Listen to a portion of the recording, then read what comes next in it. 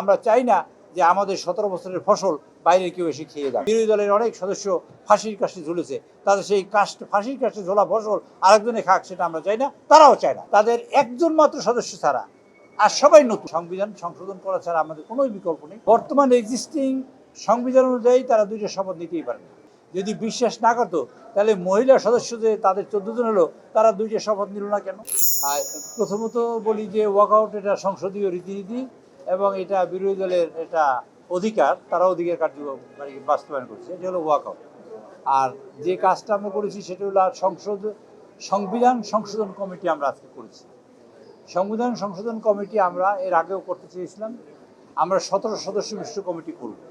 এর মধ্যে আমরা 12 জন সদস্য বিশিষ্ট কমিটি আজকে করেছি, তার মধ্যে বিএনপি থেকে 7 জন, আর প্রতিটি দল থেকে আমরা একজন করে নিয়েছি, স্বতন্ত্র থেকেও একজন করে নিয়েছি। সেখানে তাদের কাছ থেকেও আমরা, তাদের সাথে জোটের যারা আছে তাদের কাছ থেকে সদস্য নিয়ে সবাই মিলে আমরা চেয়েছি যে দীর্ঘ 17 বছর আন্দোলন সংগ্রাম করার পরে আমরা এখানে বসেছি, আমরা সমঝোতার ভিত্তিতে এই সবটা করব। এটি হলো আমাদের উদ্দেশ্য। আপনাদের একটা সব বিনয়ের সাথে প্রশ্ন করতে চাই, সংবিধানের যে ধারাই আমি সংশোধন করি না কেন সেটাই সংস্কার। আপনাকে যে কাজটাই আমি করি না কেন, সংবিধানে 153টা ধারা আছে। 153টা ধারার মধ্যে আমরা ধরেন 30টা ধারা বা 40টা ধারা বা 20টা ধারা আমরা জুলাই সনদ অনুযায়ী এখানে সংবিধান ইনকর্পোরেট করব। আচ্ছা, যদি 20টা ধারা আমরা রাখি তাহলে বাকি 153টা ধারার 135টা ধারা কোথায় রাখবো? ফেলে দেব?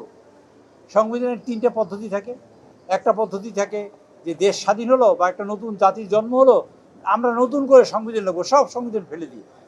একটা হলো দেশে মার্শালদারি হলো, সংবিধান তখন বাতিল করা হলো, অ্যাপ্রোভেট করা হলো, আমরা মার্শাল্লাহ অনুযায়ী চলবো, আইন অনুযায়ী চলবো। আরেকটা হলো সংবিধান সংশোধন। আমরা যা কিছু করি সর্বশেষ দিনের শেষে সংবিধান সংশোধন করতেই হবে। সংবিধান সংশোধন করা ছাড়া যেহেতু আমরা নতুন সংবিধান লিখবো না, আমাদের কোনো বিকল্প নেই। এটা হলো একটা দিক। এবং সেইটার জন্যই বলেছি আমরা যা কিছু করি সেটা আলোচনা করবো আমরা ওখানে বসেই আমরা সংবিধান সংশোধন করি, আর যা কিছু করি সেটা আমরা ওইখানে আনবো। আমাদের এখানে প্রশ্ন আছে, অনেকগুলো প্রশ্ন আছে, সেসব প্রশ্ন ব্যাখ্যা দিতে চাই না, দুই একটা কথা পার্টিনেন্ট সেই জন্য বলতে হয়। যেমন ধরেন সংবিধান সংস্কারের প্রশ্ন আসছে, মাননীয় সদস্যবৃন্দ বললেন যে আমরা 2টা শপথ নিয়েছি। বর্তমান এক্সিস্টিং সংবিধান অনুযায়ী তারা 2টা শপথ নিতেই পারেন না, যেটা সংবিধান আছে বর্তমান তা অনুযায়ী। আচ্ছা, ধরেন সেটা যদি তারা বিশ্বাস করতো যে তারা বিশ্বাস করেছে শপথ নিতে পারে না, এটা কিন্তু বিশ্বাস করছে।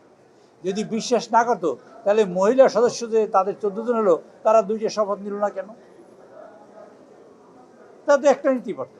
কাজে তারা একটাই নিয়েছে, তারা 2টা শপথ নেয় এবং সেটাই যৌক্তিক। তা আমরা সেটা বলতে চাই কি, যে আমাদের মাননীয় সদস্যবৃন্দ বা যারা বিরোধী দল থেকে আসছেন তাদের একজন মাত্র সদস্য ছাড়া আর সবাই নতুন। কাজে নতুন সদস্যদের কিছু সময় লাগতেই পারে বোঝার জন্য। আমি মনে করি সেটা তাদের কোনো অসুবিধা নেই, আমরা সময় আছে। এই সংবিধানে আমরা যদি 5 জনের নাম পাই আমরা ইনকর্পোরেট করব এবং আমরা এই সংবিধানে, আমরা এই সংসদেই আবার সেটা পরিবর্তন করব ইনশাআল্লাহ। এই গেল এক। আর 2 নম্বর হলো যে সংবিধান সংশোধন করা ছাড়া আমাদের কোনো বিকল্প নেই। সংবিধান সংশোধন করে যা যা আমাদের করণীয় দরকার আমরা তাদের সাথে নিয়ে আলাপ আলোচনা করে এই কমিটি কেবলমাত্র একটা সুপারিশ প্রণয়ন করবে। সেই সুপারিশটা পার্লামেন্টে আসার পরে সেইখানে পার্লামেন্টে চুলচেরা বিশ্লেষণ হওয়ার পরে সেটা পাশ হওয়ার যোগ্য হলে পাশ হবে, পাশ হওয়ার যোগ্য হলে পাশ হবে না। এই কমিটি সুপারিশ দিতে পারবে মাত্র, নাথিং এলস।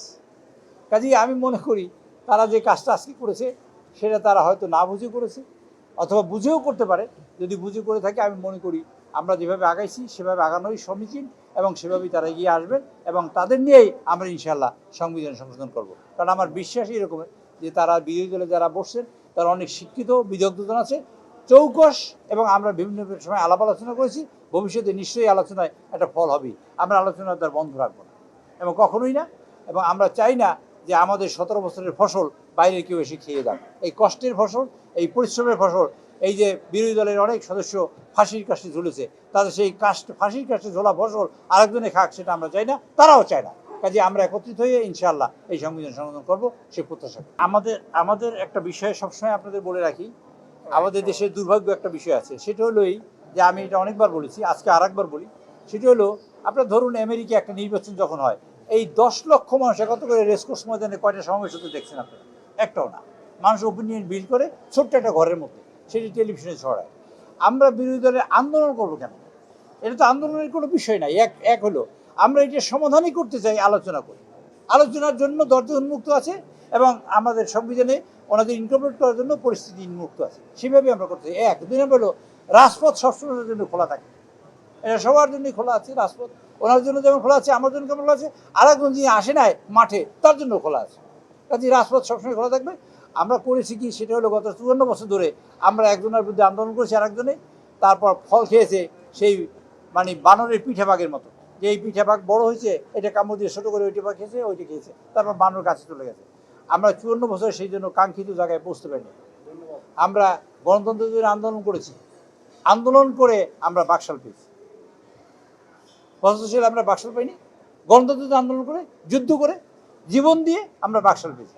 আবার স্বৈরাচার এসছে, আবার বেগম খালেদা জিয়া সেটা যুদ্ধ করে আবার গণতন্ত্র ফিরিয়ে নিয়ে এসছে, আবার স্বৈরাচার এসছে, আবার তারেক রহমানের কাঁধে পড়েছে। কাজে আপনাদের বুঝতে হবে, আমরা চেষ্টা করছি দেশটাকে বাঁচাবার জন্য সবাই মিলে ঐক্যবদ্ধভাবে।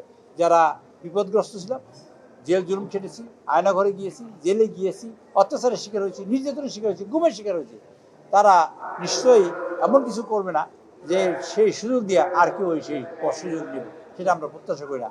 ইনশাআল্লাহ আমরা মনে করি সবাই মিলে ঐক্যবদ্ধভাবে ইনশাআল্লাহ দেশকে সামনে এগিয়ে নেওয়ার জন্য আমাদের মানে প্রিয় নেতা জনাব তারেক রহমান সাহেবের নেতৃত্বে তার কার্যক্রম দিয়ে ইনশাআল্লাহ আমরা সবাই মিলে ঐক্যবদ্ধভাবে দেশকে আমরা পুনর্গঠিত করবো এবং গণতন্ত্র প্রতিষ্ঠিত করবো ইনশাআল্লাহ। এটা তো পক্ষে হলো না। আমরা তো গণভোটের রায় যদি ধরেন এইটাই আমরা গণভোটের রায় এই কাজটা করবো, সেটা তো আমরা সংবিধানে আনবো, আলোচনা করি, কাজটা তো তাই।